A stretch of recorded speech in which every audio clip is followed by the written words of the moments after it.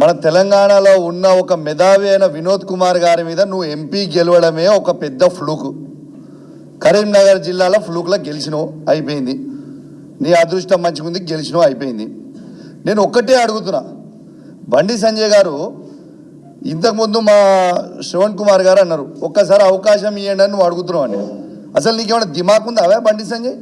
నీకు ఆల్రెడీ అవకాశం ఇచ్చిండ్రు, కేంద్ర 2 సార్లు ఎంపీ అయినావు, కేంద్ర హోంమంత్రి అయినావా బాబు. నువ్వు కేంద్ర హోంమంత్రి అయి ఉండి నువ్వు కనీసము కాళేశ్వరం గురించి నువ్వు మాట్లాడుతూ ఉన్నావు. మా వినోద్ కుమార్ గారు కేసీఆర్ గారి నాయకత్వంలో హుజురాబాద్ నియోజకవర్గంలో కమలాపూర్ మండలంలో ఉప్పల్లు బ్రిడ్జు రాష్ట్రం నుంచి కట్టే 45 కోట్ల రూపాయలతో కంప్లీట్ చేసి పెడితే 4 సంవత్సరాలు అవుతుంది వినోద్ కుమార్ గారు కంప్లీట్ చేసి. నువ్వు ఎంపీ అయి దాదాపు ఒక టర్మ్ అయిపోయింది, సెకండ్ టర్మ్ అయి ఆల్మోస్ట్ 2 సంవత్సరాలకు వస్తుంది.